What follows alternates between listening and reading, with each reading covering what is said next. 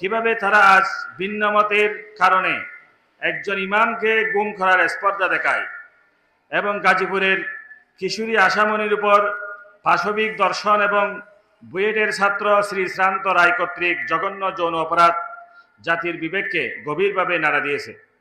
এগুলোর পিছনে যেভাবে ইসকন নামক সংগঠনের সদস্য বা প্রভাবশালী ব্যক্তিদের সম্পৃক্ততা উঠে আসছে তা বাংলাদেশের সামাজিক, নৈতিক ও ধর্মীয় নিরাপত্তার জন্য এক বড় হুমকি হয়ে দাঁড়িয়েছে।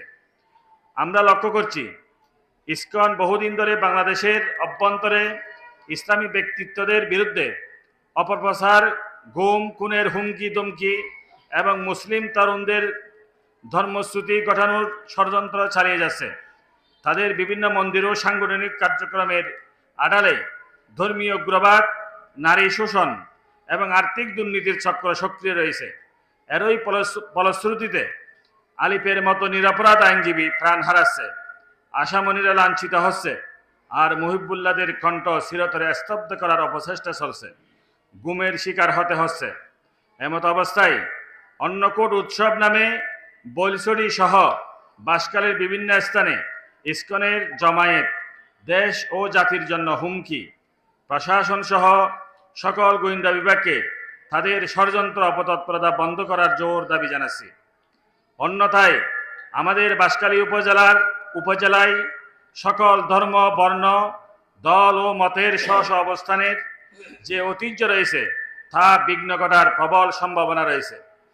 প্রিয় সাংবাদিক বৃন্দ, হেফাজত ইসলাম বাংলাদেশ বাঁশখালী উপজেলা শাখার আহ্বানে সাড়া দিয়ে আজকের এই প্রেস ব্রিফিংয়ে উপস্থিত হওয়ার জন্য হেফাজত ইসলাম বাংলাদেশ বাঁশখালী উপজেলা শাখার পক্ষ থেকে অভিনন্দন ও সংগ্রামী শুভেচ্ছা জানাচ্ছি।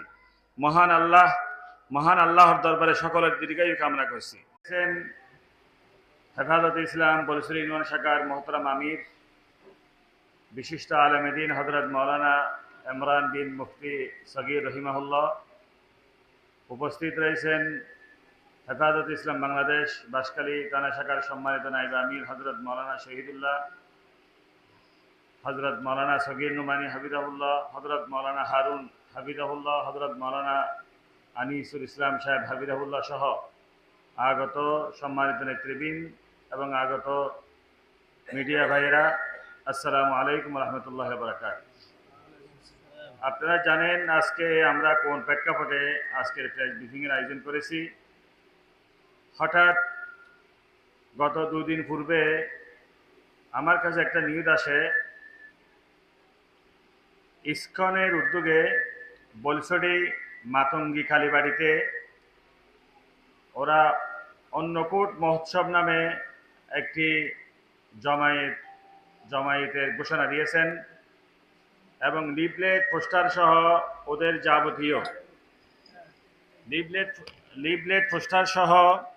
ওদের যাবতীয় প্রস্তুতি সম্পন্ন করেছেন। আমার মোবাইলে ওদের লিফলেট রয়েছে, দেখেন ওদের 100% প্রস্তুতি ওরা সম্পন্ন করেছিলেন।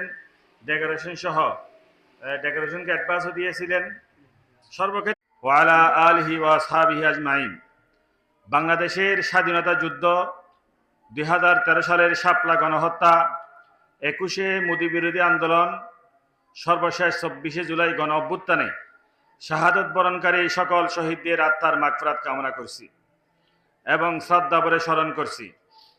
প্রিয় সাংবাদিক বন্ধুগণ, গত বছরের নভেম্বরে অর্থ পাচারের অভিযোগে ইন্ডিয়ান এজেন্ট চিন্ময় কৃষ্ণ দাস সহ ইসকনের 17 সদস্যের ব্যাংক হিসাব জব্দ করে বাংলাদেশের আর্থিক গোয়েন্দা সংস্থা BFIU টাইমস অফ ইন্ডিয়া 2021 সালের জুনে চট্টগ্রামে অবস্থিত প্রবর্তক সংঘ নামে সনাতন ধর্মাবলম্বীদের একটি সংগঠন সংবাদ সম্মেলনের মাধ্যমে ইসকনের বিরুদ্ধে জমি দখল সহ সন্ত্রাসী কর্মকাণ্ড ও নাশকতার পরিকল্পনার অভিযোগ তোলে।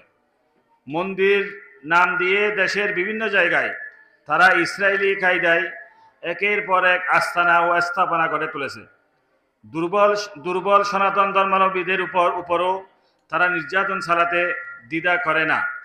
পার্শ্ববর্তী রাষ্ট্রের হাই কমিশনের প্রভাব কাটিয়ে ইসকন এদেশের প্রশাসন, আমলা ও গোয়েন্দা বাহিনীর একটি অংশকে ম্যানেজ করে তাদের উগ্র হিন্দুত্ববাদী তৎপরতা জারি রাখতে পেরেছে। শিশুদের উপর যৌন নিপীড়নকারী ও মুসলিম বিদ্বেষী ইস্কন নেতা চিন্ময় কৃষ্ণ দাস গত বছরের নভেম্বরে গ্রেপ্তার হলে তার অনুসারী ইস্কনি সন্ত্রাসীরা চট্টগ্রাম আদালত প্রাঙ্গণে সহিংস হামলা চালিয়ে চট্টগ্রামের তরুণ আইনজীবী অ্যাডভোকেট আলিফকে শহীদ করে। সে সময় চট্টগ্রামের দেশপ্রেমিক তৌহিদি জনতার প্রত্যাহার করছি, আগামীতে যদি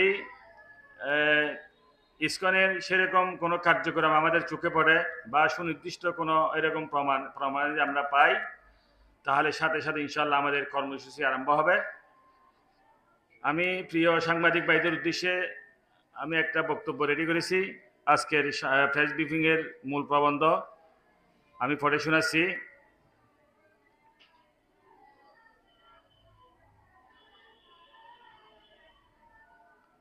বিসমিল্লাহির রহমানির রহিম। মুখে ওখান থেকেও ওরা চলে যেতে বাধ্য হয়েছে। তো যেহেতু আমাদের সামান্যটুকু কোরবানি বা ত্যাগ আমাদের কর্মসূচির আলোকে, যেহেতু জঙ্গি গোষ্ঠী ইস্কনিরা এই বলসুরের দিকে ফেরাতে বাধ্য হয়েছে, তো আমরাও